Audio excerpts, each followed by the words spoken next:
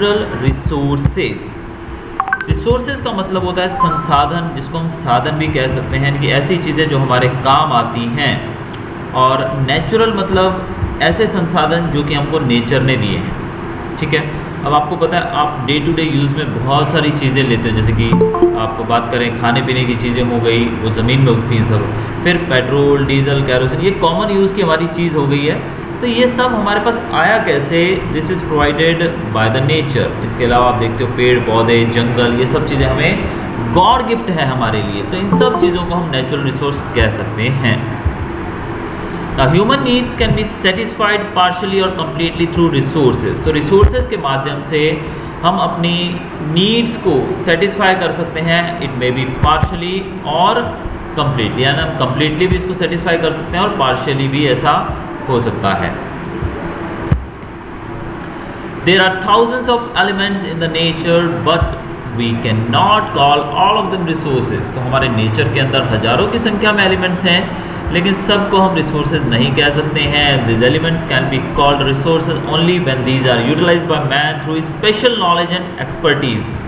अब इनको हम तभी रिसोर्स कह सकते हैं जब इनको हम अपने उपयोग में ले सकें हमारे ज्ञान की मदद से और हमारे एक्सपर्टीज़ यानी कि हमारी कला की मदद से इसको हम यूज़ में ले सकें। In other words, the things on which the man is dependent, human needs can be fulfilled by them, and man has the physical and intellectual capacity to utilize them can be called as resources.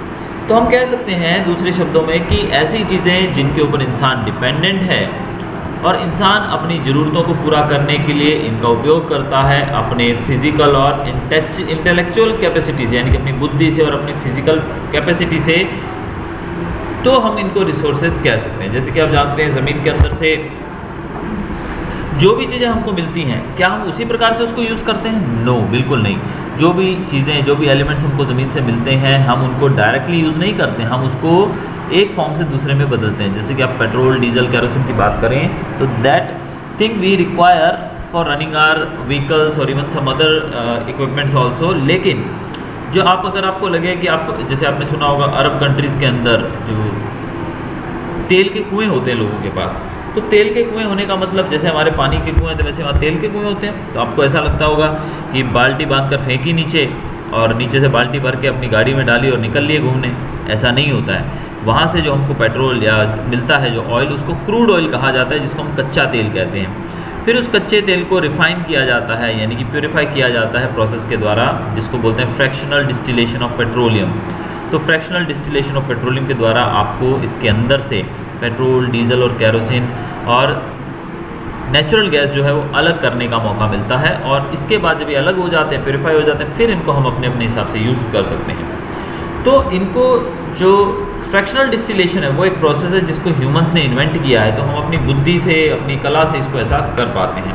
तो direct तो आप petrol को use ज़मीन से निकाल के crude oil को नहीं कर सकते हैं।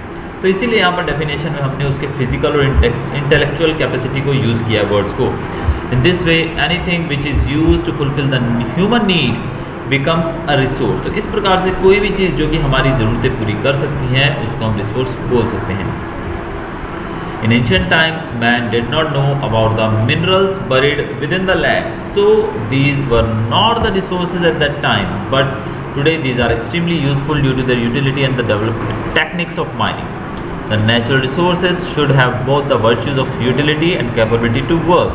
The resources are made of the interactions of the three: nature, man and culture. तो पुराने समय में भी ये मिनरल्स तो थे धरती के नीचे, लेकिन उस समय हम इनको निकाल के इनको कैसे यूज़ करें ये हमको नहीं पता था, इसलिए उस समय हम इनको रिसोर्स नहीं बोल सकते थे। लेकिन आज हम पता कर चुके हैं कि हम इन रिसोर्सेज को किस प्रकार से, इन एलिमेंट्स को यूज़ कर सकते हैं अपनी बुद्धि से। हमने बहुत सारी टेक्निक्स ऐसी डेवलप की हैं जिनसे हम इनको यूज़ कर सकते हैं अपनी डे टू डे लाइफ में सहूलियत पाने के लिए। तो आज हम इनको रिसोर्स बोल सकते हैं। और रिसोर्सेज जो हैं वो तीन चीज़ों का मिश्रण, यानी कि तीन चीज़ों के म्यूचुअल अंडरस्टैंडिंग से बनता है। जैसे कि नेचर, क्योंकि नेचर में ही पैदा होता है; मैन, क्योंकि मैन इसको निकालता है; और कल्चर, ये हमारे कल्चर को भी, कल्चर के कारण भी ये इसमें शामिल होता है। तो तीनों चीज़ों के मिश्रण के कारण ही हम जो हैं रिसोर्सेज का उपयोग कर सकते हैं। अब यूजेज ऑफ रिसोर्सेज देखते हैं। रिसोर्सेज का उपयोग ऐसे तो बहुत तरीके से होता है। हर एक स्टेज के ऊपर हमारे जीवन के अंदर जैसे कि एग्रीकल्चर से लेकर इंडस्ट्री तक की जितनी भी एक्टिविटीज़ हैं वो सब डिपेंडेंट होती हैं नेचुरल रिसोर्सेज के ऊपर। तो हम देखते हैं पहला रिसोर्सेज एज फूड।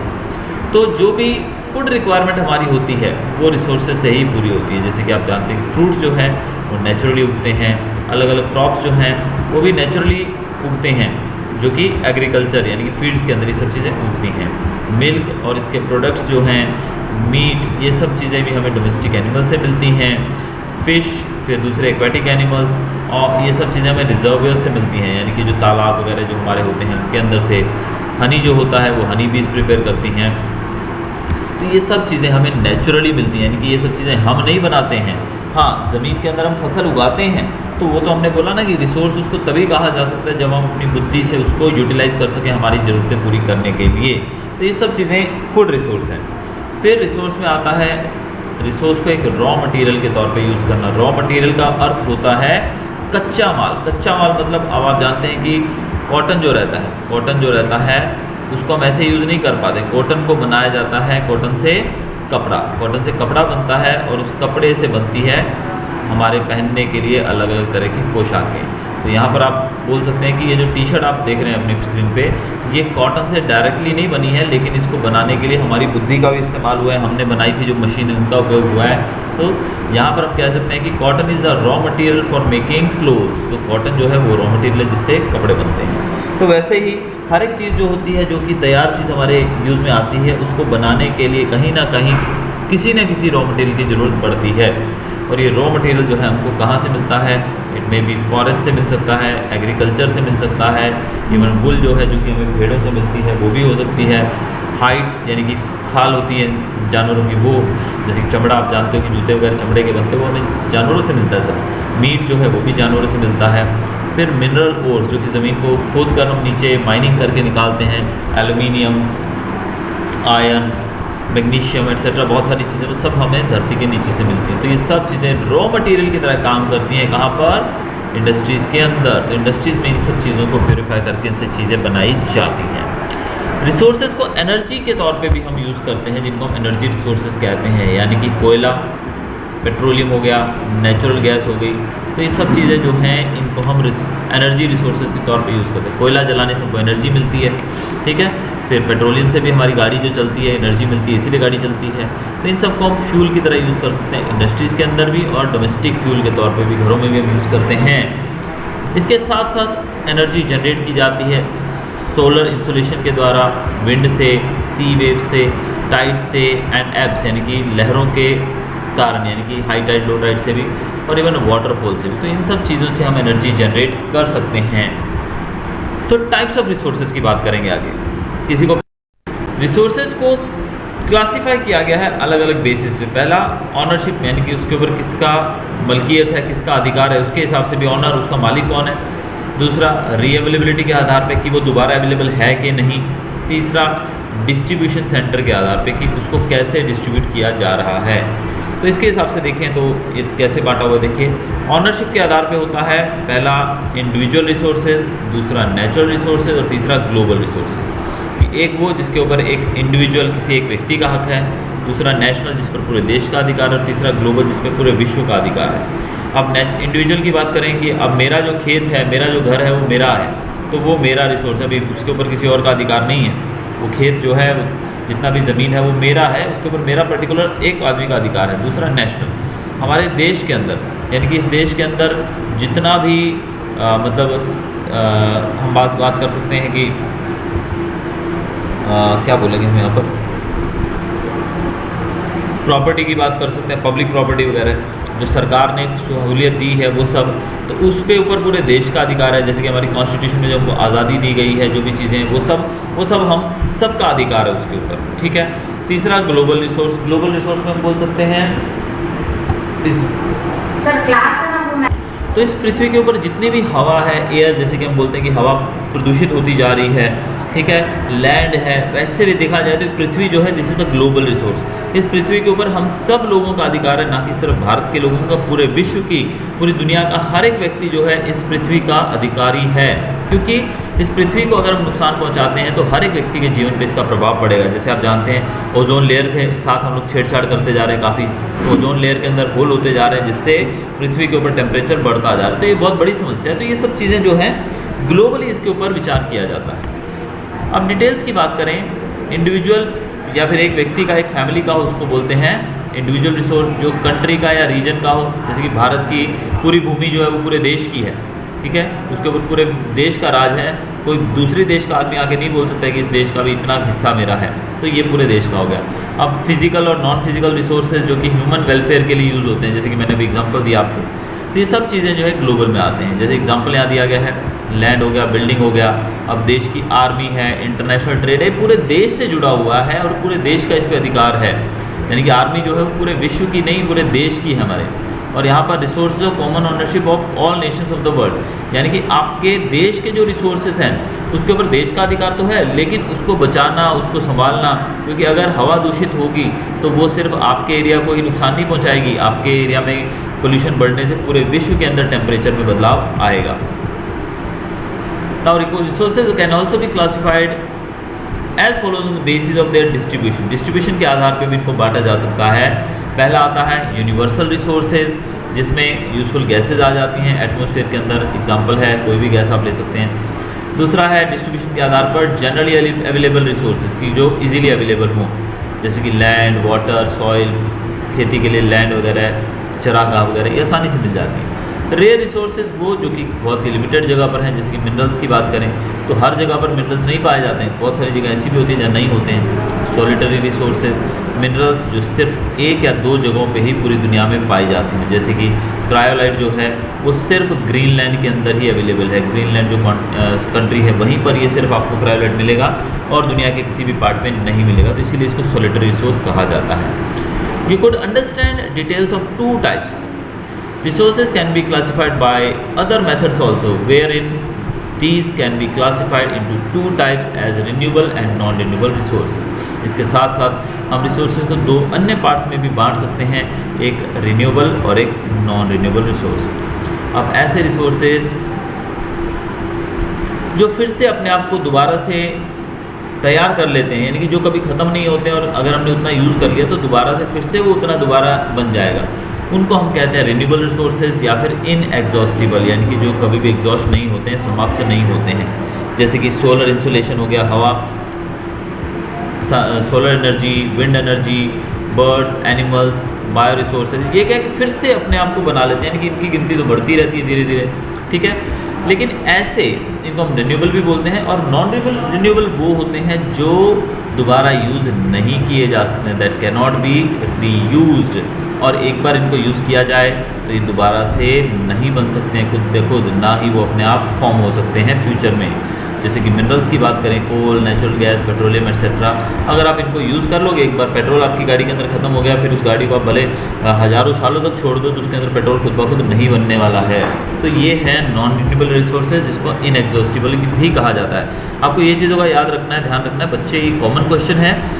इनएग्जॉस्टिबल का मतलब जो एग्जॉस्ट नहीं होते हैं, यानी कि रिन्यूएबल। तो ये दोनों शब्द जो आप देख रहे हैं ये दोनों कनेक्टेड हैं, दोनों का मतलब एक ही होता है। रिन्यूएबल मतलब जो रिन्यू हो जाते हैं, इनएग्जॉस्टिव मतलब जो कभी ख़त्म नहीं होते हैं। और वही दूसरा शब्द जो हम यूज़ करते हैं इनएग्जॉस्टिबल का ऑपोजिट एग्जॉस्टिबल, जो ख़त्म हो जाते हैं, और उसके लिए हम वर्ड यूज़ करते हैं दूसरा नॉन रिन्यूएबल, जो रिन्यू नहीं होते हैं। तो ऐसे भी बहुत सारे रिसोर्सेज हैं जो समाप्त हो जाते हैं, तो इनके लिए हमें प्रॉपर इनको कंजर्व करने के लिए प्रॉपर प्लानिंग हमारे पास होनी चाहिए। तो क्या करेंगे हम इसके लिए?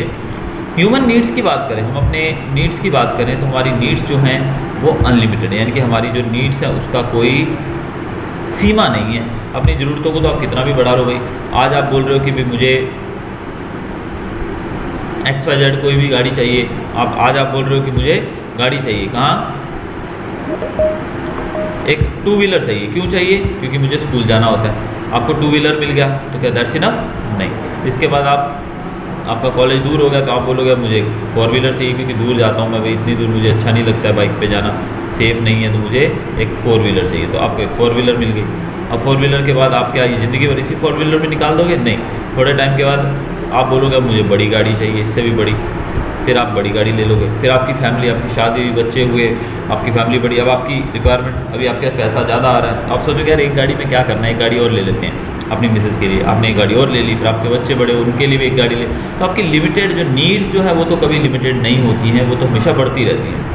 During last 100 years, usage of resources has increased very much due to the extraordinary development in science and technology and due to population explosion.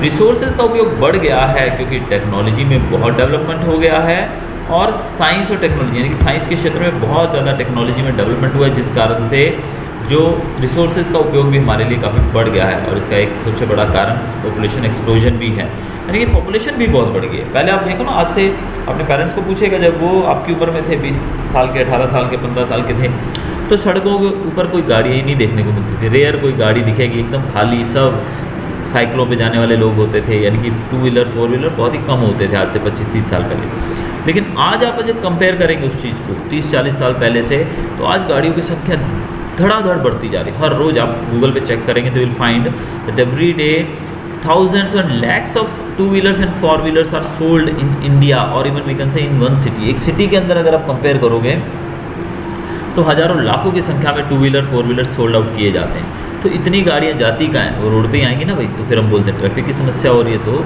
ये पॉपुलेशन एक्सप्लोजन इसका एक बहुत बड़ा कारण है। Severe implications will have to be experienced in future if a serious thought is not given in this matter. So it is a duty of all of us to conserve resources for the future generations. Resources should be conserved and should be used rationally. तो अगर हम इस दिशा में कोई ठोस कदम serious होकर नहीं उठाएंगे तो आने वाले समय में हमारी जो कमिंग जनरेशन्स हैं उनके लिए ये जो रिसोर्सेज हैं ये उपयोग के लिए बचेंगे ही नहीं। इसीलिए हमें रिसोर्सेज को कंजर्व करना चाहिए और इसको रेशनली यूज़ करना चाहिए, यानी कि कम मात्रा में उपयोग करना चाहिए। बच्चों, आप लोग कभी देखा होगा, आपने एक एडवर्टाइजमेंट आती थी टेलीविज़न में, एक फादर और सन जो जा रहे होते हैं तो रास्ते में उनको रेलवे क्रॉसिंग आ जाती है और रेलवे का जो क्रॉसिंग होती है वो बंद होता है, फाटक बंद होता है। तो पिताजी जो होते हैं गाड़ी चालू करके वहीं बैठे रहते हैं, एसी चालू होता है गाड़ी में शायद, तो बच्चा जो है वो गाड़ी बंद कर देता है। तो फादर पूछते हैं क्यों, ऐसा क्यों किया बेटा आपने? तो बोलता है पिताजी आप पूरा पेट्रोल यूज़ कर लोगे तो फिर हमारे लिए क्या बचेगा फ्यूचर में। यानी कि बच्चा कितना समझदारी से इस ऐड के द्वारा हमारा जो ध्यान है वो फ्यूचर जनरेशन्स के लिए रिसोर्सेज बचें इसकी तरफ दिलाने की कोशिश की गई। अगर वो गाड़ी चालू करके बैठे रहेंगे, ऑल तो पैसा उनके पास है, चलो उनको फ़र्क नहीं पड़ता पेट्रोल कितना खर्च हो रहा है, लेकिन आने वाले समय में फ्यूचर जनरेशन्स के अंदर अगर पेट्रोल बचेगा ही नहीं तो फिर आप कहाँ से खरीदोगे, भले पैसा कितना भी हो आप खरीद ही नहीं पाओगे। तो फिर गाड़ियों को क्या आप धक्का मार के चलाओगे, ठीक है। तो इसीलिए जो इनको रिसोर्सेज को कंजर्व करना बहुत ही ज़रूरी है। The word conservation is directly related to the scarcity of resources. If the resources are exploited at the current rate, where they are exploited haphazardly and irrationally, then it will be a dream to maintain the development and the current lifestyle. It includes things like its rational usage, its conservation and reusage. When there is danger of existence on the life of a tree or a human life, the arrangement made for it is called its conservation.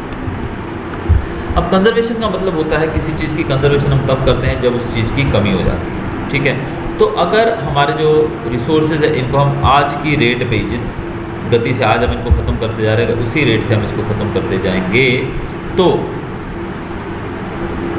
आने वाले समय में जो आज का हमारा lifestyle है वो मेंटेन करना हमारे लिए एक सपना बचेगा। यानी कि आज जो गाड़ियाँ बंगले हम लोग लेके घूमते हैं उसके अंदर बिजली इतनी सारी जलती है, गाड़ियाँ हैं, सब जो लाइफस्टाइल है हमारा वो सब धरे का धरा रह जाएगा। बिना रिसोर्सेज के आप कितना भी पैसा खर्च कीजिए आप उस चीज़ को नहीं पा पाएंगे। तो इसलिए बहुत ज़रूरी है कि हम इन रिसोर्सेज का यूज़ कम मात्रा में करें, इनको कंजर्व करें। जब किसी की लाइफ के ऊपर, स्पेशली हम बात करें कोई पेड़ की लाइफ के ऊपर या ह्यूमन लाइफ के ऊपर, जब खतरा मंडराता है उसके एग्जिस्टेंस का, उसके अस्तित्व पे खतरा आ जाता है, तो उसको बचाने के लिए जो अरेंजमेंट किए जाते हैं उसको हम कंजर्वेशन कहा जाता है, ठीक है।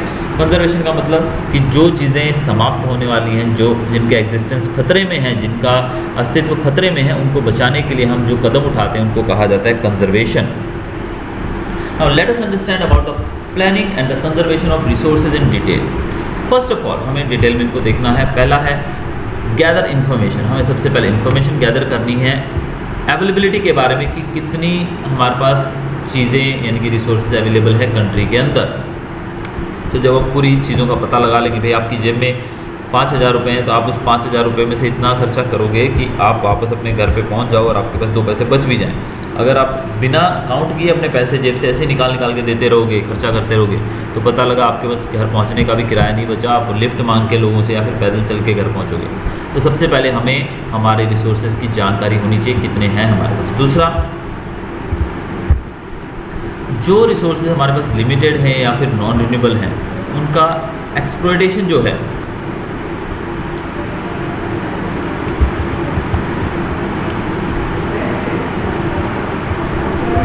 वो नहीं करना चाहिए और साइंटिफिकली बात की जाए। यानी कि अगर कुछ साइंस की डेवलपमेंट के लिए, यानी कि कुछ नई खोज करने के लिए अगर उपयोग किया जा रहा है तो ठीक है, लेकिन उसके अलावा उसका उपयोग हमें तभी करना चाहिए जहाँ पर बहुत ज़रूरी हो, क्योंकि वो वैसे ही बहुत ही कम मात्रा में है, लिमिटेड है, और अगर हम ज़्यादा यूज़ करेंगे तो वो ख़त्म हो जाएगा।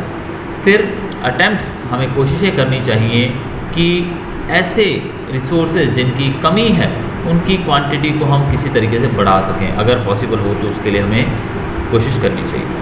रिसोर्सेज जो कि सस्ते हैं और इजीली अवेलेबल हैं उनको वेस्ट नहीं करना चाहिए। और ये हमारी ह्यूमन नेचर है कि जो चीज़ सस्ती होती है, जो हमारी पहुंच में होती है, जो हमारे लिए बहुत महंगी नहीं होती है, उस चीज़ को हम खुले से यूज़ करते हैं। अब जैसे हम होटल्स के अंदर जाते हैं, वहाँ पे खाना देखते हैं, खाते हैं, तो कुछ लोग ऐसे होते हैं वहाँ पर कि भाई खाना बहुत ज़्यादा मंगवा लेंगे और बाद में उससे आधे से ज़्यादा वो छोड़कर वेस्ट करके वहाँ आ जाएंगे। तो वो क्या बताना चाहते हैं कि भाई हाँ, आपने पैसे पे किए हैं, आप उसको यूज़ कर सकते हैं अपने हिसाब से, लेकिन आप इतना वेस्ट कर रहे हैं खाना, यानी कि रिसोर्सेज हमारे वेस्ट हो रहे हैं, तो वो चीज़ हमें अधिकार नहीं है। अगर हम ऐसे ही करते रहेंगे तो फ्यूचर जनरेशन के लिए ये सब चीज़ें नहीं बचेंगी। अब इसी चीज़ से जुड़ा एक छोटा सा किस्सा आपको सुनाता हूँ मैं। एक बार कहा जाता है कि कुछ इंडियंस जो थे वो जर्मनी गए और वहाँ वो बैठकर एक टेबल पर लंच कर रहे थे, डिनर कर रहे थे, व्हाटएवर। तो उन 3-4 दोस्त जो थे उन्होंने मंगवाया खाना अपने लिए, ठीक है। उन्होंने काफ़ी भर के मतलब खाना मंगवा लिया और उन्हीं के बाजू के टेबल पे ही कुछ बुज़ुर्ग औरतें बैठी हुई थी जो कि बहुत थोड़ा सा सामान रख के बैठी हुई थी टेबल के ऊपर, यानी कि वो लेडीज़ बैठी थी वहाँ पर, मे पार्टी करने आई थी या डिनर या लंच जो भी। तो उन लोगों ने, जो लेडीज़ ने खाना मंगाया, बुज़ुर्ग औरतें थी, बूढ़ी औरतें, उन्होंने जो खाना मंगाया था बहुत ही कम था, यानी कि 4-5 लोग वहाँ टेबल पे बैठे थे, लेकिन उनके पास डिशेज़ की बात करें तो बहुत ही कम डिशेज़ टेबल के ऊपर थी, ठीक है। लेकिन अब इंडियंस की आपको पता है आदत होती है कि हम हर एक चीज़ जो है भरमार मंगवा लेते हैं, भाई देखी जाएगी, किसी चीज़ की कमी नहीं होनी चाहिए खाने पीने में। और ऑब्वियसली जो इंडियंस जर्मनी जैसे कंट्री में होंगे उनके पास पैसा तो होगा ही। तो अब यहाँ पर इन लोगों ने खाना काफ़ी मंगवा लिया, अब खाना ख़त्म हुआ, मतलब इनका पेट भर गया लोगों का, तो यहाँ टेबल के ऊपर काफ़ी खाना बच गया और ये लोग जो थे काफ़ी सारा खाना छोड़कर वहाँ से जाने लगे। तभी इन महिलाओं ने इनको घेर लिया, बोला कि आप इतना खाना वेस्ट क्यों कर रहे हो भाई। अब यहाँ पर जो इंडियंस थे, हमारी आदत होती है कि हमें पैसे का बहुत ज़्यादा वट होता है, रोब होता है, तो वो कहने लगे कि भाई आपको क्या समस्या है, हमने अगर खाना मंगवाया था तो उसके लिए तो हमने पे किया है, हमने तो पैसा दिया है, अब आपको क्या लेना देना, हम खाना खाएँ कि छोड़े कि वेस्ट करें कि फेंकें, क्या करें, आपको क्या लेना देना।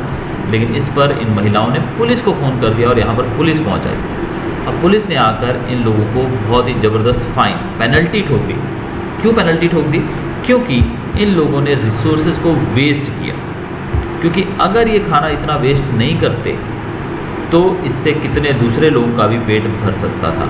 तो यहाँ पर देखिए कि सरकारें कितनी ज़्यादा संवेदनशील हैं इन मुद्दों के ऊपर, कि भले वो पैसा देकर चीज़ खरीद रहे हैं, भले उसके लिए उन्होंने पे किया है, लेकिन तो भी आप उतना ही यूज़ करो जितना आपको चाहिए। अगर आप उसको वेस्ट करते हो तो इसका मतलब वो रिसोर्स एक तीसरे आदमी तक पहुँच नहीं पाएगा। थर्ड पर्सन का मतलब यहाँ पर तीसरा कोई भी व्यक्ति, गरीब है, मेरे वटेवर, वहाँ तक वो चीज़ नहीं पहुँच पाएगी। तो इसलिए wastage of things is prohibited in such countries. तो इस बात से बहुत अच्छा ये किस्सा था जो कि हमारे लिए भी प्रेरणादायक है कि हम लोग आज, आप भी बहुत सारी जगहों पर होटल्स के अंदर जाते होंगे खाना खाने, खुद भी जाते हैं, दूसरे लोगों को भी खाते हुए देखते हैं, तो आप भी ये चीज़ नोटिस करते होंगे कि बहुत सारा खाना होता है और हम वेस्ट कर देते हैं, लेकिन उसको वेस्ट नहीं करना होता है। अब आप देखेंगे कि जर्मनी जैसा कंट्री जहाँ पर इसी रूल्स एंड रेगुलेशंस हैं, वो 1990 में लगभग ये आज़ाद हुआ है देश। 1990 तक, जो कि हमने मेरे ख्याल से 9th स्टैंडर्ड में आप पढ़ चुके हैं मेरे पास से ही, कि किस प्रकार से वर्ल्ड वॉर 1 और 2 हुआ था। और हमने देखा था कि जर्मनी जो था वो 2 पार्ट में बढ़ चुका था, eastern Germany and western Germany, ठीक है। और उन दोनों जर्मनीज़ को इकट्ठा होने में लगभग वर्ल्ड वॉर 1 में भी हारा था जर्मनी, 2 में भी हारा था, और सबसे ज़्यादा नुकसान जर्मनी ने झेला था। और 1990 में आज़ाद होने के बाद हम 2021 के अंदर हैं, 2021, यानी कि कितने साल हुए टोटल? 31 साल हुए जर्मनी को आज़ाद हुए। 31 साल के अंदर 2 विश्व युद्धों को दस्तक दे चुका देश, 2 विश्व युद्धों में दूसरे देशों को बहुत बड़ा नुकसान देने के बाद ये देश 31 साल के अंदर डेवलप्ड नेशन बन गया है। और भारत, हम लोग लगभग 1947 में आज़ाद हुए हैं, आज हमको आज़ाद हुए लगभग 74 ईयर्स 74 ईयर्स हो गए, लेकिन फिर भी हम डेवलप्ड नेशंस की कैटेगरी में नहीं आते हैं। We are still in the developing nations category. तो ये डेवलपमेंट जो है वो तभी होती है जब वहाँ के जो नागरिक होते हैं वो अच्छी सोच रखें और इस तरह की चीज़ें करें। तो हमें भी ऐसा ही करना है बच्चों। सो आगे हम देखते हैं हमारा topic, those resources which are limited in quantity should be conserve. जो रिसोर्सेज क्वांटिटी में कम होते हैं, जिनकी मात्रा कम होती है, उनको कंजर्व करना चाहिए या फिर उसका अल्टरनेटिव ऑप्शन ढूंढना चाहिए, यानी कि उसकी जगह अगर हम कोई चीज़ और यूज़ कर सकें तो उसको हमें डेवलप करना चाहिए टेक्नोलॉजी के द्वारा। इसके साथ साथ हमें नेचुरल लॉज यानी कि कानून बनाने चाहिए ताकि हम इन चीज़ों को कंजर्व कर सकें और स्ट्रिक्टली इसको फॉलो भी करवाना चाहिए। जैसे जर्मनी का मैंने आपको एग्जांपल दिया कि कैसे पुलिस को बुलाया गया और पुलिस तुरंत पहुंच गई, उनको फाइन लगाया गया। तो इस तरीके से फोर्सफुली यानी कि स्ट्रिक्ट अगर लॉ मेजर किए जाएंगे, लॉज को अप्लाई किया जाएगा तो लोग उसको फॉलो करेंगे। Citizen should be well acquainted with all facts associated with the rational usages of resources. लोगों को पूरे तरीके से इस बात की जानकारी देनी चाहिए कि क्यों आपको रिसोर्सेज का रेशनल यानी कि समझदारी से कम मात्रा में उपयोग करना है। इसके लिए लोगों को जागरूकता अभियान लोगों के अंदर चलाने चाहिए, लोगों को अवेयर करना चाहिए। तो ये सब करके हम रिसोर्सेज को बचा सकते हैं। Today will start from the topic soil formation. तो हमने देखा था कि किस प्रकार से जो रिसोर्सेज हैं उनको बांटा गया है और अलग अलग हिस्सों में इसको बांटा जाता है डिफरेंट तरीके से। तो यहाँ पर हम सॉइल फॉर्मेशन जानेंगे कि सॉइल बनने में 1 दिन 2 दिन नहीं लगते हैं, बहुत टाइम लगता है। सॉइल बनती कैसे है कि सॉइल कोई आसमान से जैसे बारिश गिरती है पानी आ जाता है, वैसे आसमान से नहीं गिरती है सॉइल। सॉइल बनती है, कैसे बनती है वो देखेंगे। Generally the part of the surface of the earth where in the vegetation grow is known as soil. Soil हमको किसको कहते हैं पहले तो वो बताओ। सॉइल का अर्थ होता है अर्थ का, पृथ्वी का वो पार्ट जिसमें हम वेजिटेशन ग्रो करते हैं यानी कि चीज़ों को उगाते हैं, उसको सॉइल कहा जाता है। ठीक है, तो सॉइल जो है वो कैसे बनती है। The soil is a thin layer compose of various elements on the surface of the अर्थ। एक पतली सी लेयर होती है। आप ज़मीन को गड्ढा खोद के, आप जानते हो कि जब हम खेती करते हैं तो पहले ट्रैक्टर से प्लॉइंग किया जाता है। प्लॉइंग करने के बाद फिर फसल बोई जाती है, बीज बोए जाते हैं। लेकिन आप देखते हो कि वो प्लॉइंग की जाती है, वो भी लिमिटेड मात्रा में की जाती है। एक पर्टिकुलर डिस्टेंस होता है, जैसे इतना डिस्टेंस अंदर गया एक्सेट्रा। अगर आप 5 फुट गहरा गड्ढा खोद के उसमें बीज डालोगे तो वो स्प्राउट नहीं होगा। तो कहने का मतलब कि सॉइल बस हम बोलते हैं अपर लेयर, बहुत पतली लेयर है जिसको हम सॉइल बोल सकते हैं और उसके अंदर सारे एलिमेंट्स हैं जो कि पेड़ पौधों के ग्रो होने के लिए चाहिए। अपर लेयर के अंदर नहीं डाल सकते आप, अपर लेयर के अंदर ही होता है इसमें। क्या क्या होता है ये देखते हैं। मिनरल्स, ह्यूमिडिटी, ह्यूमस, एयर, ये सब चीज़ें अपर लेयर के अंदर होती हैं। अगर आप गहराई में जाओगे तो आप अंदर एयर नहीं मिलेगी आपको, तो इस कारण से पौधे ग्रो नहीं हो पाएंगे। The parental rocks lie below the soil. Soil is form due to material available through the denudation. Biotic remnants, humidity and air gets mixed up with it. In other words, the soil is a natural mixture of minerals and biotic elements which have the capacity to grow and develop vegetation. Soil जो होती है वो बनती है denudation के process के द्वारा। आप याद रखिएगा ये word, the word is given denudation आपकी बुक के अंदर। denudation का अर्थ क्या होता है। पत्थर, पहाड़ आप जानते हो, हमारी पृथ्वी को पहाड़ हैं, पर्वत हैं। अब जो पत्थर होते हैं, रॉक्स जो होते हैं, क्या होता है जब धूप, मॉर्निंग के टाइम में धूप जब होती है तो वो जो पत्थर रहते हैं, रॉक्स रहते हैं, वो गर्मी के कारण एक्सपैंड हो जाते हैं। आपने जूनियर क्लास में पढ़ा था ना चैप्टर 1, मेरे ख्याल से आपने देखा होगा। इफेक्ट्स ऑफ हीट, हीट के प्रभाव। जब हमें घर पे आपने देखा होगा कई बार, कोई आप घर पे काम कर रहे हो, छोटा मोटा पापा काम कर रहे हैं, कोई आपके घर पे मैकेनिक आया है, तो एक पाइप को दूसरी पाइप के ऊपर चढ़ाना है तो क्या किया जाता है, एक पाइप को गर्म कर लेते हैं तो वो थोड़ी सॉफ्ट हो जाती है, फिर वो आसानी से दूसरे के ऊपर चढ़ जाती है, एक्सपैंड हो जाती है। दोनों पाइप का साइज़ एक जैसा होगा तो नहीं चढ़ेगी ऊपर, लेकिन अगर हम एक पाइप को थोड़ा गर्म कर देंगे तो वो थोड़ी चौड़ी हो जाएगी, एक्सपैंड हो जाएगी, फिर हम उसके ऊपर चढ़ाएंगे तो चढ़ जाएगी। निप्पल्स वगैरह से चढ़ाए जाते हैं पाइप्स के ऊपर, जो बोरिंग वगैरह होती है उसमें। तो इससे पता लगता है कि चीज़ को गर्म करने से, गर्मी देने से वो चीज़ एक्सपैंड होती है। तो वैसे ही रॉक्स जो होते हैं उनको भी जब गर्मी मिलती है तो वो एक्सपैंड हो जाते हैं, फूल जाते हैं, भले वो थोड़ा सा ही फूलते हैं अब ये मत बोलना भी माउंट एवरेस्ट 8,848 मीटर ऊंचा है और वो गर्म हो गए 10,000 मीटर ऊंचा हो गया, ऐसा नहीं होता है, बहुत ही कम। और आप समझते पत्थर के अंदर तो इतना सा भी मूवमेंट बहुत बड़ी बात होगी। पत्थर हिलता है, हिला सकते हो पर्वत को? नहीं।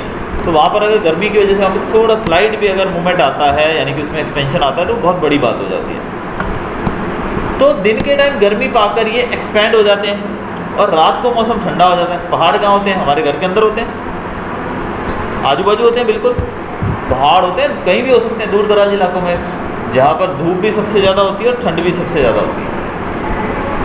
तो जैसे ही रात होती है, टेम्परेचर गिरता है, तो वो जो पत्थर रॉक्स जो थे वो एक्सपैंड हुए थे, वो कॉन्ट्रैक्ट हो जाएंगे, सिकुड़ जाएंगे, ठीक है, सिकुड़ जाएंगे। तो पत्थर जो है वो एक्सपेंशन और कॉन्ट्रैक्शन के कारण उनके बीच में दरारें पड़ जाती हैं, ठीक है। कोई भी चीज़ जो है वो बार बार ऐसे ऐसे होगी तो कमज़ोर हो जाएगी, उसके अंदर दरारें पड़ जाती हैं, और उन दरारों के अंदर जब पानी बरसता है बारिश का, वो उन दरारों के अंदर जाता है। तेज़ हवा चलती है, वो दरारों में से होकर गुजरती है।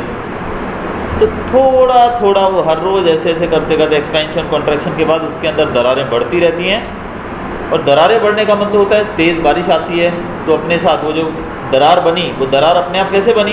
कॉन्ट्रैक्शन एक्सपेंशन से। लेकिन उसके अंदर का जो रहते पार्टिकल्स रहते हैं, वो धीरे धीरे छोटे छोटे पार्टिकल्स बुर बुर के पानी के साथ बहकर, हवा के साथ बहकर नीचे इलाकों में चले जाते हैं और वहाँ जाकर वो जम जाते हैं और वो बन जाती है सॉइल।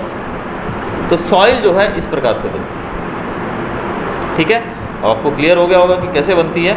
यानी कि पत्थर, अब मैं ये नहीं बोल रहा हूँ कि एक दिन में, अब बड़े पहाड़ को टूटने में भाई एक एक कण टूटेगा वहाँ से, एक एक कण, कण मतलब एक एक, देखो आप जानते हैं नमक डालते हो आप, जैसे नमक का एक कण होता है, इतना इतना कण टूटेगा। अब आप बोलोगे कि इतना बड़ी मिट्टी की थैली भर गई एक दिन में, नहीं, वो कण कण टूटता है और इसमें हज़ारों साल लग जाते हैं, लाखों साल लग जाते हैं, ठीक है।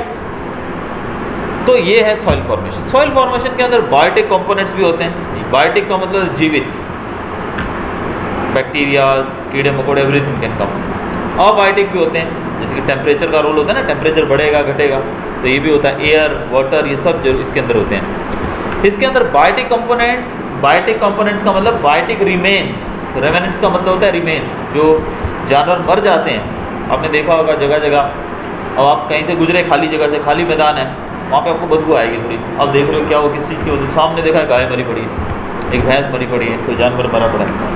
आप वहाँ से गुजरे आज, तो आपने देखा वो पूरी बॉडी थी उसकी। 2-3 दिन बाद फिर वहाँ से गुजरे, फिर आपको उसकी हड्डियाँ दिख रही। बॉडी कहाँ गई? सड़ गई। बॉडी को बैक्टीरिया ने खा लिया, उसको सड़ा दिया, और वो सड़ कर वो वहीं पर ज़मीन में ही मिल जाते हैं। तो वो भी काफ़ी हद तक मिट्टी जो है वो बन जाती है उससे। तो इसमें बायोटिक रेमेनेंट्स यानी कि जीवित प्राणियों की डेड बॉडीज़, उनके अवशेष, उनके रिमेन्स, फिर ह्यूमिडिटी होती है, एयर होता है, ये सब मिलकर हमारी सॉइल को बनाते हैं। तो सॉइल के अंदर मिनरल्स भी होते हैं और बायोटिक कंपोनेंट्स भी होते हैं। बायोटिक मतलब जीवित। बायोटिक अबायोटिक में कभी कंफ्यूज नहीं होना, कभी भी इसके बारे में पूछा जाता है तो बायोटिक का मतलब होता है लिविंग थिंग्स, अबायोटिक होता है नॉन लिविंग। लिविंग में आप कोई भी प्राणी लिख सकते हो, नॉन लिविंग में एयर, वाटर, सनलाइट, टेम्परेचर, वो सब नॉन लिविंग में आता है। आगे देखते हैं सॉइल के बारे में। The uppermost layer of the crust of the earth is called soil, which contains minerals and biotic elements necessary for the growth and development of vegetation. uppermost layer को हम बोलते हैं सॉइल, जिसके अंदर मिनरल्स होते हैं, बायोटिक एलिमेंट्स होते हैं, जो कि ज़रूरी होते हैं ग्रोथ और डेवलपमेंट के लिए वेजिटेशन के। यानी कि पौधे जो उगते हैं उनको उगने के लिए जो मिनरल्स न्यूट्रिएंट्स चाहिए वो अपर लेयर के अंदर ही होता है। Although their proportion is not the same everywhere. लेकिन क्या हर एक सॉइल उपजाऊ होती है, फर्टाइल होती है? किसी भी सॉइल में खेती कर सकते हो आप? नहीं, हर सॉइल के अंदर खेती नहीं हो सकती है। हर सॉइल के अंदर खेती नहीं हो सकती है, क्योंकि उसके अंदर जो न्यूट्रिएंट्स होते हैं, जो मिनरल्स होते हैं, वो हर जगह पर सेम नहीं होते हैं, हर जगह पर सेम नहीं होते। Thus soil is a layer of the surface of the matter formed due to the mixture of the scattered material of the parental rock and vegetation. Factors of denudation prepare very thin layer through the denudation of rocks. अब जिस rock से वो मिट्टी बनी होती है, अब जैसे एक बड़ा पहाड़ है, उससे जो मिट्टी बनी, सॉइल बनी, वो बहकर एक जगह पर जाकर बस गई, एक ढलान वाली जगह पे।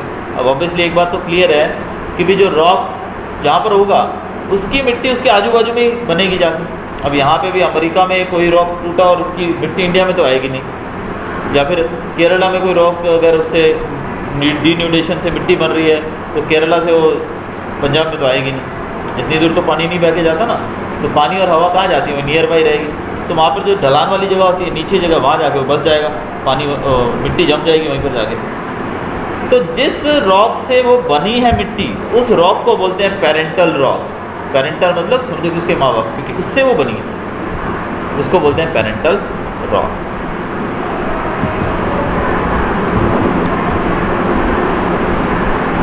The humus formed due to the disintegration or decay of vegetation or insects is added to this.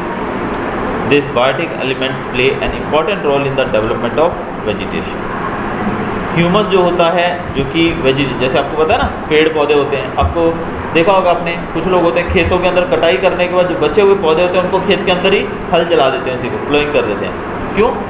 क्योंकि जो पत्ते वगैरह जो होते हैं वो नीचे मिट्टी के अंदर मिलकर ह्यूमस बना देते हैं, उपजाऊ बन जाती है। कई बार आपके घरों में भी अगर गार्डन होगा तो आपने देखा होगा वेजिटेबल वेस्ट से खाद तैयार करते हैं लोग। किचन में आप लोग जो छिलके फेंक देते हो उसको अगर इकट्ठा करते रहो, उससे आपकी खाद बन जाएगी, वर्मी कंपोस्ट बोलते हैं हम लोग, खाद बन जाएगी उससे।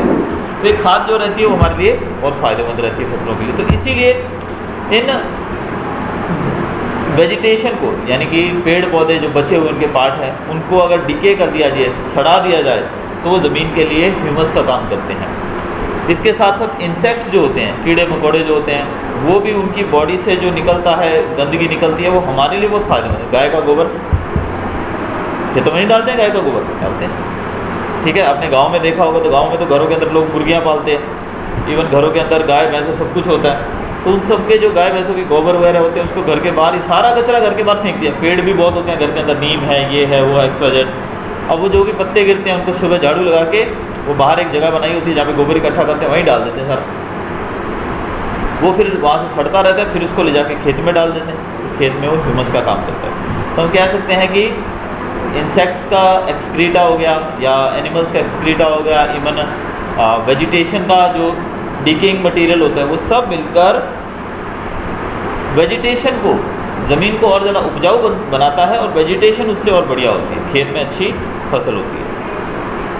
The climatic impact in the duration of soil formation is so important and wide spread that the soil formed of different types of rocks in that region over a long time is the same. So the soil formed out of the same parental rock under different climatic influence is different. Soils are classified on the basis of their color, climate, parental rock, structure, humus, etc. अब अलग अलग जो soil बनती है वो अलग अलग पहाड़ों से, अलग अलग रॉक से बनेगी। रॉक मतलब पत्थर से बनेगी, अलग अलग, ठीक है। तो हर एक रॉक से मिलने वाली एक ही पेरेंटल रॉक से बनी हुई सॉइल अलग अलग हो सकती है? नहीं हो सकती है वैसे तो, लेकिन अंडर सम कंडीशन, जैसे कि क्लाइमेट के कारण एक ही पेरेंटल रॉक से मिलने वाली मिट्टी जो है वो अलग अलग भी हो सकती है। क्या एक फादर, माँ बाप एक ही हैं लेकिन बच्चे सारे एक जैसे होते हैं? पुरानी मूवीज़ नहीं देखी क्या? अमिताभ बच्चन, शशि कपूर की, दोनों भाई होते हैं। अमिताभ बच्चन गलत काम करता होता है और शशि कपूर इंस्पेक्टर बना होता है, होते तो दोनों एक ही माँ बाप के बच्चे ना। तो वैसे ही यहाँ पर भले रॉक एक ही है पेरेंटल, लेकिन उससे बनने वाली मिट्टी जो है, सॉइल है, वो अलग अलग हो सकती है। उसके ऊपर क्या क्या चीज़ों पर डिपेंड करती है वो चीज़? कलर ऑफ सॉइल, क्लाइमेट जिसमें वो बनी है, पेरेंटल रॉक जिससे वो बनी है, स्ट्रक्चर और ह्यूमस कंटेंट। इन सब आधार पे हम मिट्टी को बांट सकते हैं। तो अब हम पढ़ेंगे सॉइल के टाइप्स के बारे में। ये डेफिनेशन आपको याद रखनी है, ICAR क्या होता है, ये वन वर्ड में पूछा जाता है, Indian council of agricultural research. अब ICAR यानी कि आई कार के द्वारा हमारे यहाँ पर पाई जाने वाली मिट्टियों को 8 पार्ट्स में बांटा गया। पहला है एलुवियल सॉइल। एलुवियल सॉइल जो है, इस टॉपिक को मैं जैसे जैसे अंडरलाइन करता जा रहा हूँ, आप भी करते जाइए। ये सॉइल भारत के लगभग 43% हिस्से पे फैली हुई है। ये सॉइल ज़्यादातर नॉर्दर्न प्लेन के अंदर यानी कि ब्रह्मपुत्र वैली के अंदर पाई जाती है, ठीक है। ये कहाँ पर है देखिए, delta regions of Mahanadi, Godavari etcetera, ये देख लीजिएगा। Formation of alluvial soil is due to alluvial deposition. अब सॉइल बनती कैसे एलुवियल? सबसे पहले मैं आपको ये बता दूं, alluvial soil is one of the best soil for growing crops. तो जहाँ पर खेती अच्छी होती है या एलुवियल सॉइल जहाँ पे होती है वहाँ पे खेती ऑलरेडी अच्छी होती है। नॉर्दर्न प्लेन्स उत्तर भारत है, उत्तर भारत खेती में सबसे ज़्यादा आगे है।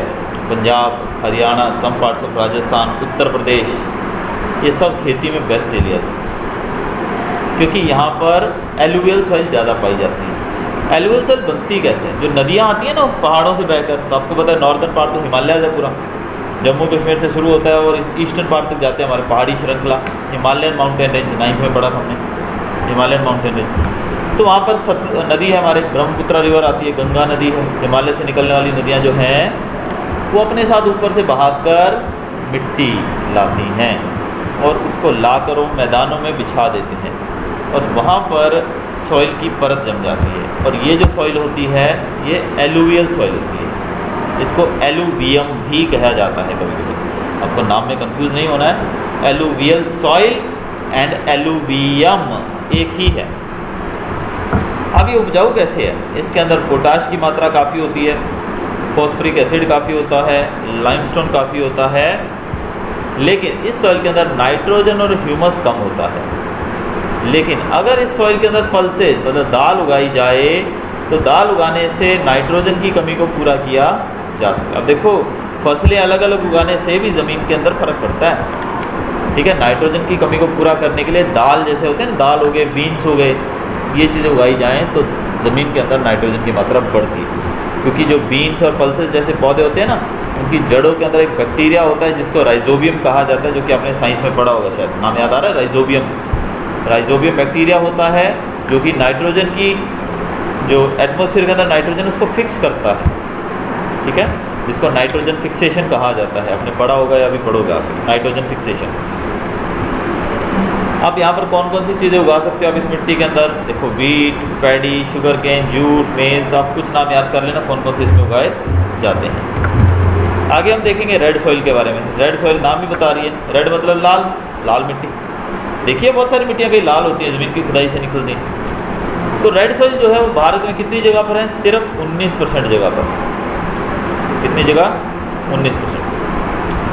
ये तमिलनाडु से लेकर बुंदेलखंड नॉर्थ तक फैला हुआ है।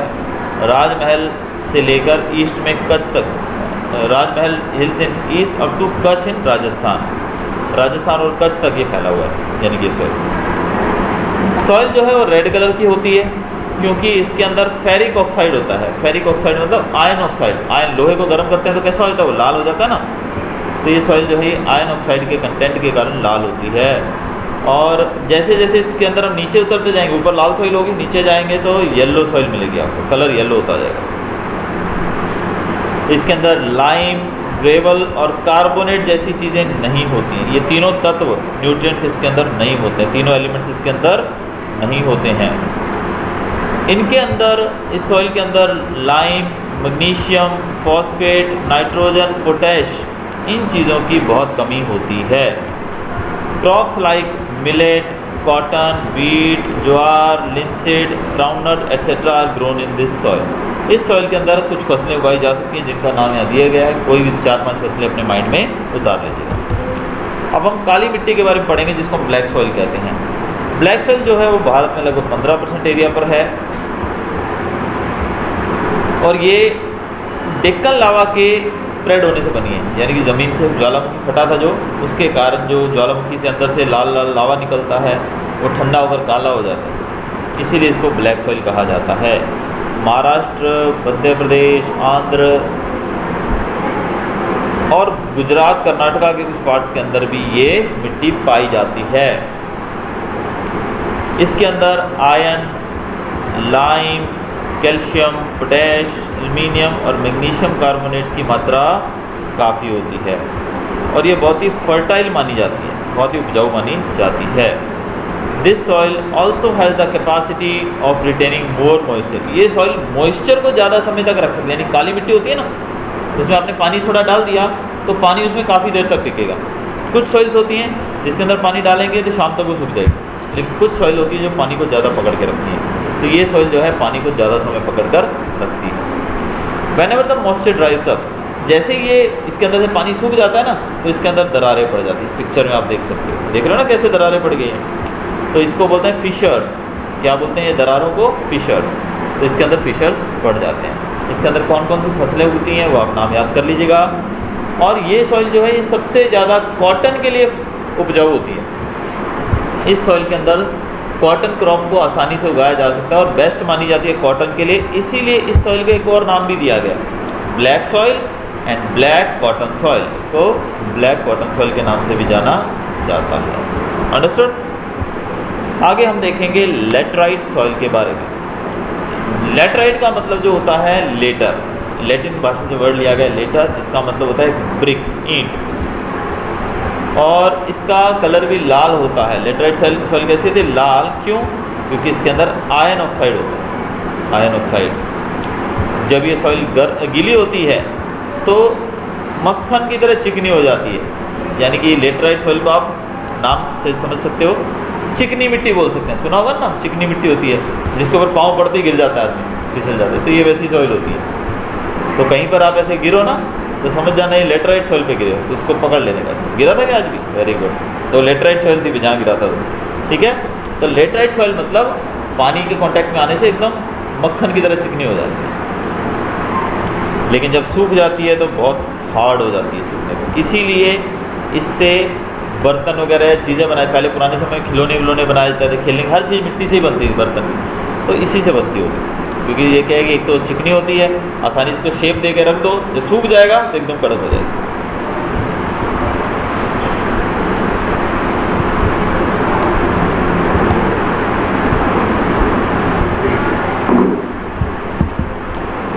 ये जो सॉइल है ये पेनिनसुलर एरियाज़ के अंदर होती है। पेनिनसुला मतलब जैसे कि भारत जो है, India is a peninsula also. Peninsula किसको कहते हैं?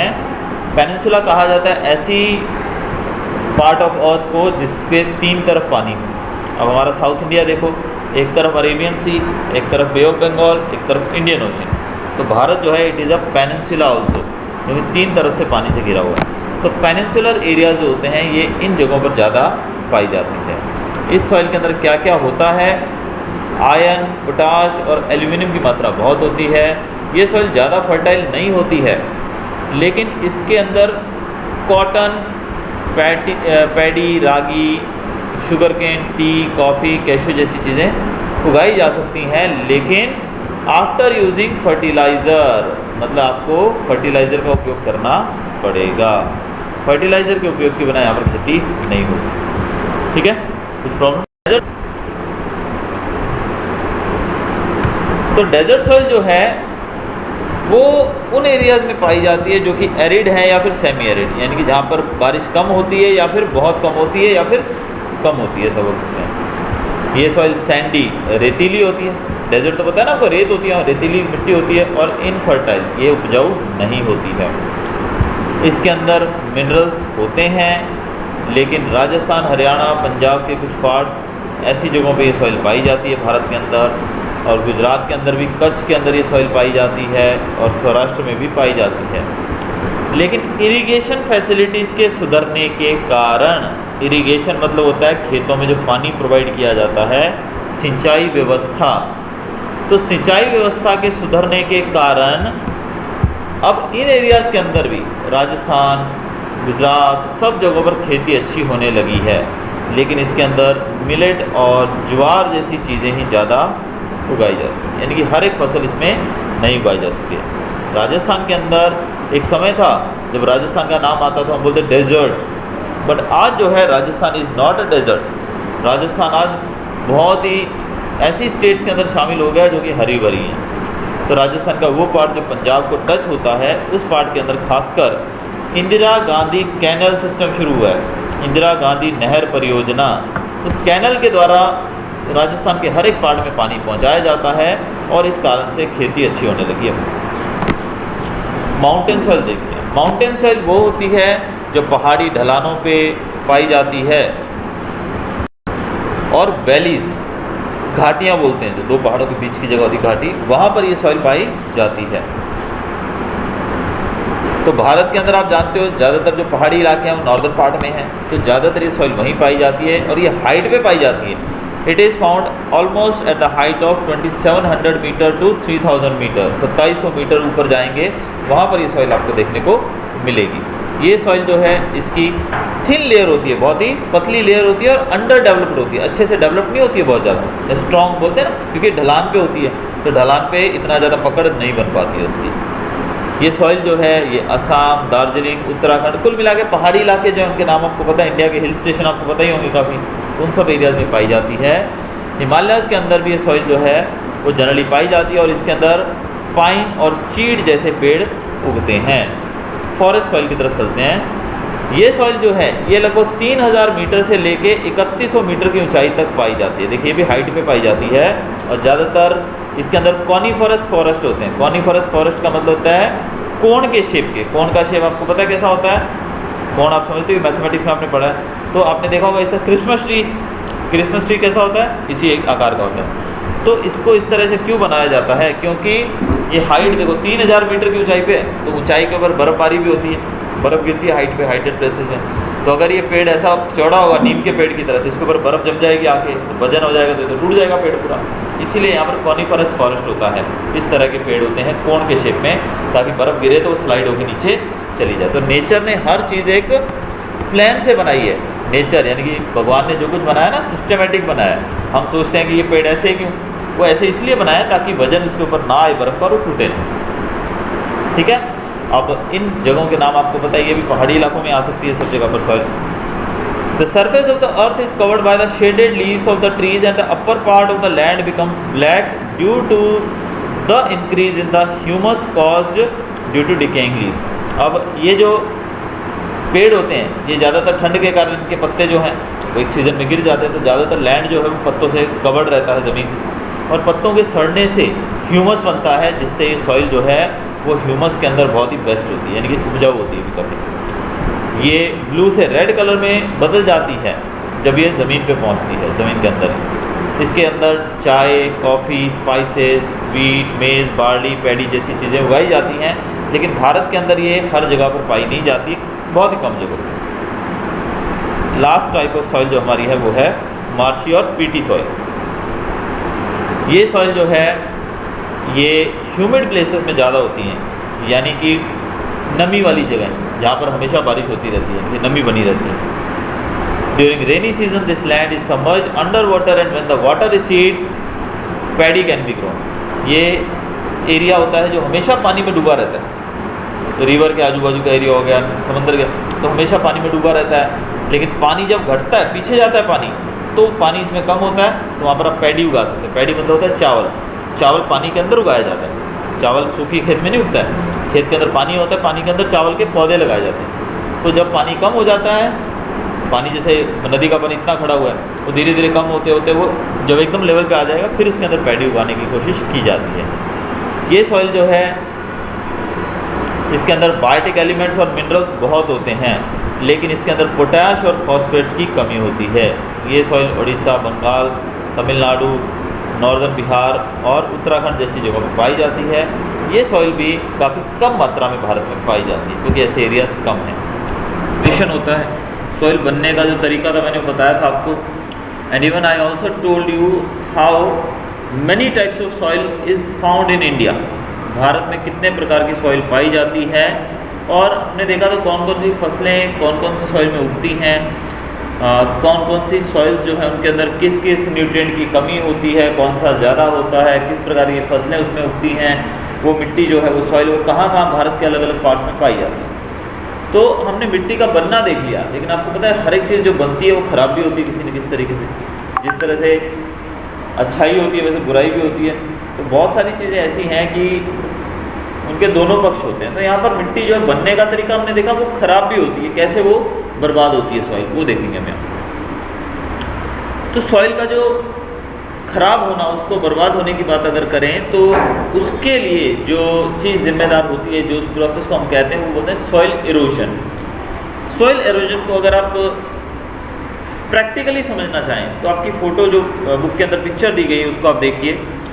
आप जब भी अलग अलग जगहों से गुजरते हो, मैदानों के अंदर से, सड़क के किनारों से, खेतों के आजू बाजू से, तो आपको इस तरह के सीन्स ज़रूर देखे होंगे ना, श्योर सबने।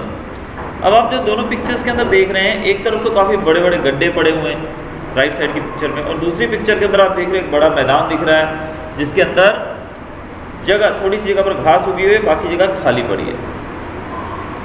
तो ये जो सीन आप देख रहे हो, दिस इज सॉइल इरोजन। अब आपको क्या लग रहा है कि ये जगह ऐसी ही थी? नहीं, ये जगह ऐसी नहीं थी। ये सपाट मैदान था पहले, लेकिन तेज़ पानी के बहाव के कारण वहाँ से मिट्टी बहकर दूसरी जगह चली गई और वो जगह जो थी वो ऐसी बन गई। इस तरह के सीन्स आपको बारिश के दौरान खुले मैदानों में आम देखने को मिलेंगे। अगर आप फील्ड्स में, खेतों में जाओगे तो वहाँ भी आपको ऐसे सीन्स आसानी से देखने को मिल सकते हैं। तो इसी को सॉइल इरोजन कहा जाता है। जो सॉइल की अपर लेयर है, हमने कल देखा था हमारी लास्ट क्लास के अंदर कि अपर लेयर है सॉइल की, जो वो ही हमारे काम आती है, उसी के अंदर फसल उगाई जाती है। हम कभी भी फसल को नीचे जाकर, बहुत नीचे नहीं उगाते हैं। आपने कभी घर में अलग अलग पौधे उगाए होंगे किसी ने। अगर आपने ये देखा तो ट्री प्लांटेशन तो किया होगा ना, वन महोत्सव होता है या किसी भी दौरान ट्री प्लांटेशन प्रोग्राम में हमने किया, तो जो छोटे छोटे पौधे लाते हैं, नीम का पेड़ या कोई भी पेड़, उसको क्या बहुत गहरा गड्ढा खोद के डालते हैं? हम थोड़ा सा गड्ढा खोदते हैं ताकि वो जो है उसकी जड़ें नीचे चली जाए। तो अपर लेयर ऑफ सॉइल जो है वो ही हमारे काम आती है फसलों को उगाने में और पौधों को उगाने में, वेजिटेशन के लिए। तो अपर लेयर ही हमारे लिए ज़्यादा उपजाऊ और इम्पॉर्टेंट है। जब अपर लेयर ऐसे बह जाएगी, वो किसके द्वारा बह सकती है? हवा से जा सकती है, पानी के तेज बहाव से जा सकती है। तो अपर लेयर जब चली जाएगी तो मिट्टी जो है, वो सॉइल जो है, वो किसी भी काम की हमारे लिए नहीं बचेगी। और मिट्टी का एक जगह से दूसरी जगह बहकर चले जाना, it may be by water, तेज पानी से, या फिर it may be by wind, तेज हवा से भी ऐसा हो सकता है। ठीक है, तो इन दोनों ही चीज़ों को हम कह सकते हैं कि these are the factors that are causing soil erosion. ये दोनों फैक्टर्स हैं जो सॉइल को इरोड करते हैं, और इस प्रोसेस को हम कहते हैं soil erosion. Erosion means the transportation of land particles from one place to another with the help of water or air. तो सॉइल के पार्टिकल्स जो हैं वो एक जगह से दूसरी जगह चले जाते हैं, उसको कहा जाता है सॉइल इरोजन।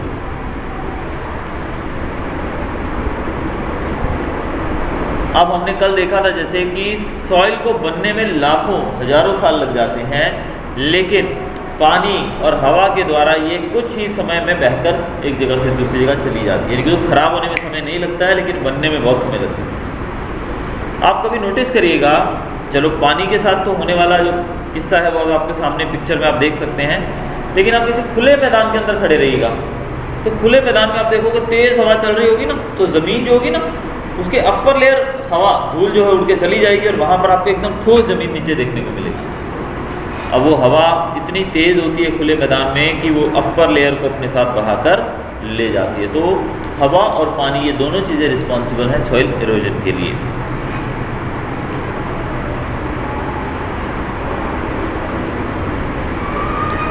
अब ये सॉइल इरोजन अगर होता है तो इससे नुकसान क्या है? सबसे पहली बात, इससे सॉइल इरोजन के कारण एग्रीकल्चरल प्रोडक्शन कम हो जाती है। यानी कि खेतों में जो आप फसलें उगाते हो वो फसलें उगना कम हो जाएंगी, यानी कि फर्टिलिटी कम हो जाएगी सॉइल की, तो फसलों को पूरा न्यूट्रिशन नहीं मिलेगा, न्यूट्रिएंट्स नहीं मिलेंगे, तो उसकी ग्रोथ जो है वो इफेक्टेड होगी। It is extremely necessary to maintain this upper layer for agriculture. इसीलिए ये बहुत ज़रूरी है कि हम अपर लेयर को खेती के लिए बचा करके, ऑल्दो और कोई यूज़ नहीं हमारे लिए खास। अब आप जैसे मकान बना हुआ है, मकान के अंदर से तो हवा उड़ाकर नहीं ले जाएगी, क्योंकि अंदर टाइल्स लगी होंगी, स्टोन लगा होगा एक्सेट्रा, और हवा इतनी तेज़ अंदर से जाएगी भी नहीं। ये दिक्कत कहाँ पे होती है?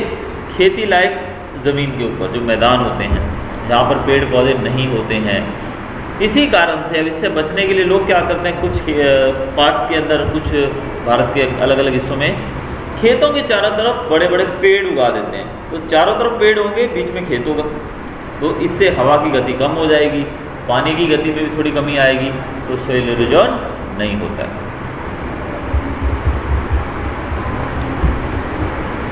अब हमें सॉइल इरोजन को रोकने के लिए क्या क्या हम कर सकते हैं?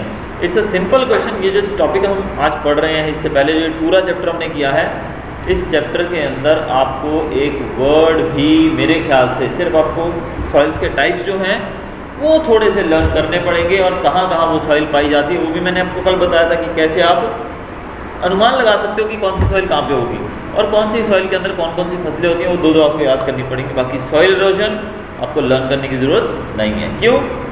सॉइल इरोजन क्या होता है, कंसेप्ट समझ आ गया। उसके बाद आपको पता है जो मिट्टी बह जा रही है पानी या हवा से, उसको रोकने के लिए क्या करेंगे? सिंपल चीज़ है, कोई भी पौधा ज़मीन में जब उगता है तो उसकी जड़ें मिट्टी को ऐसे पकड़ लेती हैं। घास, आप जाना बाहर ग्राउंड के अंदर, वहाँ पे घास आपको कोई भी वीड बोलते हैं जिसको कोई आलतू फालतू पौधा भी उगा दिखेगा या छोटी सी घास भी होगी, क्या उसको आप एक सेकंड में उखाड़ लोगे? नीचे उसकी जड़ तो होती है ना, अगर आपको उखाड़ोगे नीचे जड़ क्या थोड़ी मिट्टी भी आएगी, आती है ना मिट्टी थोड़ी, इसका मतलब उसकी जड़ जो है वो मिट्टी को पकड़ लेती है। तो सबसे पहले हमें ग्रेजिंग एक्टिविटी को कंट्रोल करना होगा। ग्रेजिंग देखो नेचुरली घास है हर जगह पर, अब बारिश आई है देखो सब जगह पर घास उग जाती है, हरा हो जाता है सब जगह। देखो ऐसा लगता है हम स्विट्जरलैंड में आ गए, खुले मैदान के ऊपर कहीं आपका घर हो खुला, ऊपर छत पे रह के देखो आजू बाजू चारों तरफ हरियाली ऐसी दिखती है, ऐसा प्रतीत होता है जैसे हम स्विट्जरलैंड में पहुंच गए। अभी चारों तरफ हरा भरा, मज़ा आ जाता है देख के। लेकिन जैसे जैसे मौसम बदलेगा तो सब पीला होकर खराब हो जाएगा। लेकिन इसके लिए जो एक चीज़ जिम्मेदार रहती है वो रहती है ग्रेजिंग। ग्रेजिंग का मतलब होता है चरना। अब चरने कौन जाता है? तुम लोग तो जाते नहीं हो चरने, मैं भी नहीं जाता हूँ। लेकिन गाय भैंसें भेड़ बकरियों को जो लोग रखते हैं वो उनको चराने के लिए अलग अलग जगह पर लेकर जाते हैं। तो चराने की वजह से ओवर ग्रेजिंग, जब ज़्यादा लैंड को अगर आप उसमें से पूरी घास खा लोगे तो घास जो है वो मिट्टी की पकड़ छोड़ देगी। जब घास ही नहीं होगी तो मिट्टी को क्या पकड़ेगी? तो वहाँ पर सॉइल इरोजन ज़्यादा होगा कि नहीं होगा? ज़्यादा होगा। इसलिए ग्रेजिंग एक्टिविटी को कंट्रोल करना बहुत ज़रूरी है, सबसे पहली बात। ठीक है, उससे फ़र्क कैसे पड़ेगा मैंने समझा दिया आपको कि कैसे घास जो है मिट्टी को पकड़ के रखती है। दूसरा, प्लांटेशन जो है वो काउंटर मेथड से स्लोपी रीजन्स के अंदर हमें करना चाहिए। स्लोपी रीजन मतलब ढलान वाली रीजन्स, यानी कि पहाड़ी इलाकों की बात की जा रही है कुल मिला के, या फिर हाईलैंड्स की बात की जा रही है, यानी कि जहाँ पर ज़मीन समतल नहीं है, प्लेन नहीं है। अब आप नॉर्दर्न इंडिया में जाओगे, नॉर्दर्न प्लेन्स बोला जाता है, पढ़ा है ना आप लोगों ने 9th में? मैंने पढ़ाया आप लोगों को northern plains. Northern plains plain इसीलिए बोला जाता है क्योंकि मैदान एकदम सपाट है, उत्तर भारत जो है एकदम सपाट। लेकिन जब आप दक्षिण भारत की तरफ जाते हो तो वहाँ पर आपको ऊबड़ खाबड़ मिलती है ज़मीन। तो जब ऐसे ऊबड़ खाबड़ होगी तो क्या होगा? अगर आप स्लोप के ऊपर कोई चीज़ रखोगे तो वो तो पानी का बह कर नीचे चली जाएगी तुरंत ही, हवा के साथ भी जल्दी बह जाएगी। तो वहाँ पर हमें एक मेथड अपनाना चाहिए जिसको काउंटर मेथड बोलते हैं। काउंटर मेथड के द्वारा आप पहाड़ी इलाके यानी कि स्लोपी रीजन्स के अंदर आप खेती करोगे तो उससे सॉइल इरोजन होने की संभावना काफ़ी कम हो जाती है। तीसरा, plant trees in fallow land. खाली ज़मीन जो है, खाली मैदान भारत के अंदर बहुत जगह खाली पड़ी है। हम लोग गुजरात में रहते हैं, कच्छ में खासकर आप देखो, माता के मढ़ जाते हैं हम लोग, जब जाते हैं इस तरफ लखपत साइड, पूरा एरिया खाली मैदान ही मैदान है। ठीक है, तो अगर उन मैदानों के अंदर हम कोई भी पेड़ उगा दें, भले वो कांटेदार पेड़ हो, कीकर हो, XYZ कोई भी पेड़ हो, तो पेड़ क्या करेगा? मिट्टी की जड़ों को पकड़ लेगा। ठीक है, और बहुत सारे ऐसे पेड़ होते हैं जो बिना पानी के भी उग जाते हैं, यानी कि जहाँ पे सिर्फ बारिश का पानी लगेगा उग जाएंगे। क्योंकि आपको पता है ना, मैंने पढ़ाया था 9th में भी कि कुछ ऐसे पौधे होते हैं जो कि डेजर्ट प्लांट्स बोलते हैं, जिनके जो पत्ते होते हैं वो स्पाइंस, कांटों में बदल जाते हैं, जिससे पानी इवेपोरेट होकर बाहर नहीं जाता, ट्रांसपिरेशन नहीं होता उसके अंदर, तो पानी बाहर नहीं जाता। इसका मतलब उसको पानी की कम जरूरत पड़ती है और उसकी जड़ें भी गहरी जाती हैं, तो पानी कहीं ना कहीं से वो थोड़ा बहुत ले ही लेते हैं। तो ऐसा ज़मीन जो कि खाली पड़ा है वहाँ पे हमें पौधे उगा देने चाहिए, XYZ कोई भी हो। ठीक है, अब आप जो हरा हरा चारों तरफ देखते हो बारिश के टाइम पे, क्या आपने सबने जाकर वहाँ पर घास उगाई थी, बीज बोए थे? अपने आप ही पौधे उग रहे हैं भाई, उग रहे हैं कि नहीं अपने आप पौधे? तो वो क्यों? क्योंकि बारिश के टाइम पे बहुत क्विकली थोड़ा भी कहीं अगर सीड्स पड़े हों, बीज पड़े हों, क्योंकि वो तुरंत उग जाते हैं अपने आप। अब जैसे एग्जांपल अगर मैं आपको दूं, मेरे घर then construct check dams where there are streams. अब पानी देखो तेज बहेगा तभी आपकी ज़मीन जो है, सॉइल जो है वो इरोड होगी। अगर आप पानी के बहाव को थोड़ा कम कर दो या रोक दो तो इरोजन होगा नहीं। पानी नॉर्मल जाता है, थोड़ा बहुत पानी धीरे धीरे जाता है, उससे सॉइल इरोजन होता है? उससे नहीं होता है। सॉइल इरोजन कब होता है? जब तेज़ी से पानी गिरता है। आपने देखा होगा बारिश के टाइम में छत से पानी गिरता है ना, हमारे एक्स्ट्रा वाटर, वो पानी ऊपर से गिरने के टाइम क्या होता है, जहाँ पर वो गिरता है ऊपर से, अब जैसे मेरा जो है सेकंड फ्लोर है, ऊपर से पानी गिरता है तो हाइट बढ़ जाती है, या 10 फुट हाइट होती है एक छत की, दूसरी छत की 20 फुट हाइट होगी।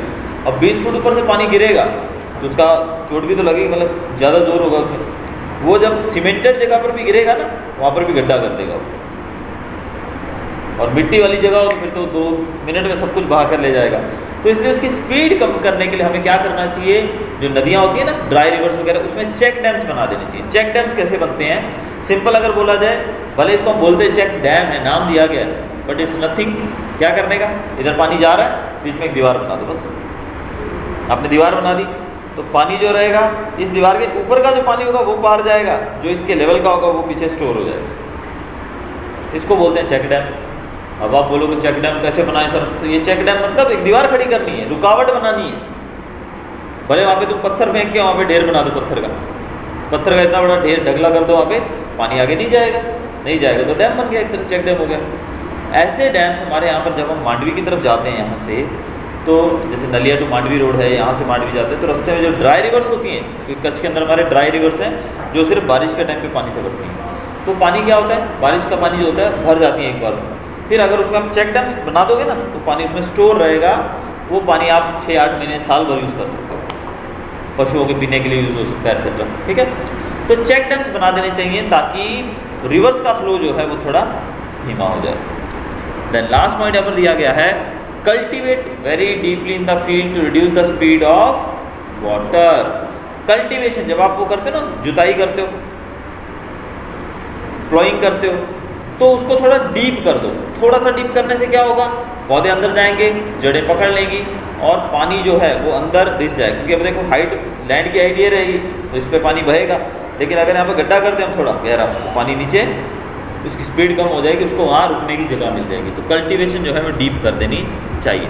यहाँ जो पिक्चर आप देख रहे हो बेटा 8.5 में, ये चेक डैम बना हुआ। अब बताओ यहाँ पे कौन सी दीवार बनी हुई है, बट आप देख रहे हो यहाँ पे पत्थरों के उन्होंने लाइनें बना रखी है छोटी छोटी, तो ये भी एक तरह का चेक डैम ही होगा। ये पानी इसके अंदर आएगा ना, स्टोर हो जाएगा आगे। ऑल्दो ये तो गांव वालों ने थोड़ा थोड़ा बना दिया है, बट कुछ जगहों पे तो यहाँ पर दीवार भी बनाते हैं, यानी कि सीमेंट और ब्लॉक की मदद से वो लोग दीवार बना देते हैं। ठीक है, कितनी हाइट रखनी है, 1 फुट 2 फुट 3 फुट, वो तुम्हारी मर्जी, कितना पानी उसमें आता है। फिर उतना पानी आएगा वो उससे आगे नहीं जा पाएगा, वहीं ज़्यादातर सेटल हो जाएगा, और उस पानी को आप सोचो कब तक यूज़ आप कर सकते हो। तो इससे फ़र्क पड़ता है काफ़ी। मतलब होता है सॉइल को इरोजन से बचाना और उसकी क्वालिटी को बनाए रखना, प्रिजर्व करना, कंजर्व करना। Soil conservation is directly connected to retain the soil particles at their original place. कुल मिला के सॉइल इरोजन को रोकना, उसी को सॉइल कंजर्वेशन कहते हैं। सॉइल इरोजन क्या होती है, पार्टिकल्स का एक जगह से दूसरी जगह बह जाना। लेकिन अगर हम सॉइल पार्टिकल्स को उसके ओरिजिनल जगह पर ही रखें और बहने से बचाएं, दिस इज सॉइल कंजर्वेशन। अगर वो बह गया तो सॉइल इरोजन, अगर वो वहीं रहा तो soil conservation. Different remedies are used at different places in the world according to its location and problems. If the soil is not conserved, then there are chances of floods which enhance the risk against lives and property. Thus, soil conservation is very much necessary. अगर हम soil conservation नहीं करेंगे, मिट्टी ऐसे ही erosion होती रहेगी तो फसलें कहाँ उगेंगी, पेड़ पौधे कहाँ उगेंगे, पेड़ पौधे नहीं उगेंगे तो फ्लड आने के खतरे बढ़ जाएंगे। क्योंकि अभी जब फ्लड आता है ना बेटा, खुले मैदानों के अंदर, आप एक इमेजिन करके देखो एक सीन, आप खुले मैदान के अंदर खड़े हो और तेज पानी बह के आ रहा है, आपको कोई चीज़ आप पकड़ने के लिए कुछ नहीं है वहाँ पे, आप उस भले वो ज़्यादा फ्लो में नहीं होगा पानी तो भी उसमें बह जाओगे। लेकिन अगर वहाँ पे एक छोटी सी झाड़ी है ना, कांटे वाली झाड़ी भी है, तो उसको भी पकड़ के आप वहाँ पे सर्वाइव कर सकते हो। ऐसे किस्से बहुत बार देखे भी होंगे टेलीविजन के अंदर आपने। अगर कुछ पकड़ने के लिए जगह हो तो आदमी हैवी से हैवी, अगर पेड़ हो बीच में एक, तो आप उस पेड़ के ऊपर चढ़ जाओ, फ्लड से बच जाओगे। बहुत तेज फ्लड होगा तब कहीं जाकर वो पेड़ जरूर टूटेगा, अदरवाइज वो पेड़ टूटेगा नहीं, वो नहीं जाएगा, तो वो आपकी जान बचा सकता है। तो इसीलिए हमें फ्लड्स को रोकने के लिए ऐसा करना हमारे लिए बहुत ही ज़रूरी है। अब यहाँ पर जो पिक्चर आप देख रहे हो 8.6 जो दिया है, इसमें आपको देखने को मिल रहा है कि अलग अलग तरीके कि किस प्रकार से आप जो है सॉइल को कंजर्व कर सकते हो। अब यहाँ देख रहे हो इस साइड आप, पहला flows faster over the slope, पानी जो है स्लोप से तेजी से बहेगा। लेकिन अगर वहाँ पर हम इस तरीके से टेरेस्ड स्लोप्स बना दें, यानी कि जैसे आप पिक्चर में आप देख रहे हो, सेकंड इसके सामने वाली पिक्चर में, इसकी बात कर रहा हूँ मैं, I am talking about this picture, इस तरह पिक्चर में, तो ऐसे अगर आप बीच बीच में लाइनें बना दोगे तो पानी क्या होगा, वो ऐसे सीढ़ियों के ऊपर कैसे आता है पानी, अब आप इमेजिन करो आपके घर की सीढ़ियाँ हैं ना, ऊपर से नीचे आती हैं, वो अगर स्लोप होगी तो पानी कैसे जाएगा, तेजी से, लेकिन वो सीढ़ियाँ कैसे होती हैं, ऐसे ऐसे, तो सीढ़ी के ऊपर पानी पहली सीढ़ी पे गिरता है, फिर धीरे से दूसरी पे गिरता है, फिर तीसरी पे गिरता है, तो उससे स्पीड ऑफ वाटर कम हो जाती है, सॉइल इरोजन नहीं होगा। दूसरा आप देख रहे हो इधर, दूसरे में भी इन्होंने सीढ़ी बना दी है, देखो स्लोप है, पानी कैसे बहेगा स्लोप से, इमेजिन कर लो ना कि तुम यहाँ पे फुटबॉल फेंकोगे तो स्लोप पे कैसे होगा, फुटबॉल रख दोगे, स्लोप से फुटबॉल एकदम से जाएगी तेजी से, अपने आप स्पीड लेके भाग जाएगी वो, लेकिन अगर वहाँ पे सीढ़ियाँ बनी होंगी तो क्या, बॉल टक टक टक जाएगी तो सही नीचे, लेकिन कैसे जाएगी, धीमी गति में जाएगी, ठीक है ना। तो ये मेथड्स हैं जिससे हम उसको रोक सकते हैं। अब रेमेडीज़ की बात करते हैं। The roots of the trees in the forest cover hold up the soil particles, तो जो पेड़ होते हैं वो सॉइल पार्टिकल्स को पकड़ के रखते हैं, उनकी जड़ें पकड़ के रखती हैं, इसलिए सॉइल पार्टिकल्स एक जगह से दूसरी जगह नहीं बहते हैं। दूसरा, हमें माउंटेन की स्लोप्स होती हैं या नदियों के किनारे होते हैं ना, वहाँ पर पेड़ उगा देने चाहिए। अब माउंटेन के ऊपर से आपको पता है भी बर्फबारी वगैरह होती है या पानी ऊपर से नदियाँ बहती हैं, बारिश ज़्यादा हो जाए तो ऊपर से पानी बहता है, अगर वहाँ पेड़ लगे होंगे तो पानी तेज़ी से नीचे नहीं आएगा। नदियों के किनारे, नदियाँ हो गई, रिवर्स बोल सकते हो या नहर बोल सकते हो, दोनों तरफ पेड़ लगे होते हैं। आप हमारे पंजाब साइड निकलोगे आप वहाँ पंजाब में, तो वहाँ तो नहरें होती हैं बड़ी बड़ी, लेकिन उसके दोनों तरफ पेड़ लगे होते हैं ज़्यादातर। क्यों कि अगर वो कभी ओवरफ्लो हो जाए, फ्लड आने का चांस हो जाए, तो आजू बाजू में पेड़ होने की वजह से सोइल इरोजन कम से कम हो, तो पेड़ लगा देने चाहिए साइडों में। A series of trees should be grown near a desert region to prevent the winds with more velocity. अब डेजर्ट एरिया होता है, आपको पता है डेजर्ट, यहाँ पे डेजर्ट मतलब रेत के टीले, हवा आएगी रेत को उड़ाकर ले जाएगी, यहाँ से रेत उड़ेगी आगे जम जाएगी, उड़ उड़ के वहाँ पे भी टीला बन जाएगा, वहाँ से उड़ेगी आगे चले जाएगी, तो इस तरीके से तो डेजर्ट बढ़ता जाएगा। तो जहाँ डेजर्ट है वो वहाँ पर आप लगा दो क्या, पेड़ लगा दो। पेड़ लगाने से क्या है, डेजर्ट का बढ़ना बंद हो जाएगा, डेजर्ट नहीं बढ़ेगा। The river flood should be controlled by diverting their flow in the other rivers और इन ड्राई रिवर्स। जो नदियाँ हैं जिनके अंदर फ्लड आने के चांसेस ज़्यादा रहते हैं, जो हर साल आता है, अब बिहार साइड देखो अभी भी फ्लड आया हुआ है, तो फ्लड आने वाली नदियाँ जो कि फ्लड को ज़्यादा प्रमोट करती हैं, उन नदियों को अगर हम ड्राई रिवर से कनेक्ट कर दें, इसको एग्जांपल देखो कि समझो ये आपका रोज है, ये फ्लड रिवर है, यहाँ पे फ्लड आता है हर साल, ये ड्राई रिवर है, यहाँ पे पानी आता ही नहीं, बारिश का टाइम आता है थोड़ा बहुत पानी, अगर मैं इस रिवर को इससे कनेक्ट कर दूँ, एक बीच में कनेक्टर बना दूँ, तो यहाँ पर जो एक्स्ट्रा पानी आएगा वो कहाँ चला जाएगा, वहाँ पर चला जाएगा, तो यहाँ फ्लड नहीं आएगा, वहाँ पर पानी की कमी है वो पूरी हो जाएगी, हो सकता है ना। तो ऐसा करना चाहिए। The unrestricted pasturing loosen the soil on the mountains, it should be prevented, यानी कि जो लोग वहाँ पर चरागाह यानी कि जानवर जाकर वहाँ पर चरते हैं ना, पहाड़ी इलाकों में जो भेड़ बकरियाँ भैंसे रखते हैं लोग, गाय रखते हैं, वो जाके अनकंट्रोल्ड ग्रेजिंग चरती रहती हैं गाय, तो जो घास है वो खत्म हो जाती है, तो मिट्टी के अंदर से पकड़ उसकी छूट जाती है, और स्लोप पे जैसी बारिश वारिश होती है तो सॉइल इरोजन बढ़ जाता है, तो वैसा नहीं करना चाहिए। Methods like horizontal cultivation, terrace farms etcetera should be implemented. अब अलग अलग मेथड अपनाने चाहिए खेती के लिए, जैसे आप जानते हैं ना, हमने अभी देखा पीछे स्लोप वाला और सीढ़ियों वाला, तो ऐसे अलग अलग मेथड्स के द्वारा खेती हमें करनी चाहिए स्लोपी रीजन्स के अंदर। Last is humus content should be added to the soil which has lost is fertility. अगर सॉइल की फर्टिलिटी खत्म हो गई है किसी वजह से, तो उसके अंदर ह्यूमस ऐड करना चाहिए, जैसे कि हमने कल डिस्कस किया था, गोबर, घर से निकलने वाला सब्जियों का कचरा या एवरीथिंग जो भी कचरा होता है, जैसे मैंने बताया था ना कैसे गांव के घर लोग जो है वो यूज़ करते हैं, वो ह्यूमस होता है, वो ऐड करना चाहिए। तो ये सब चीज़ें करके हम सॉइल इरोजन को रोक सकते हैं, सॉइल को कंजर्व कर सकते हैं।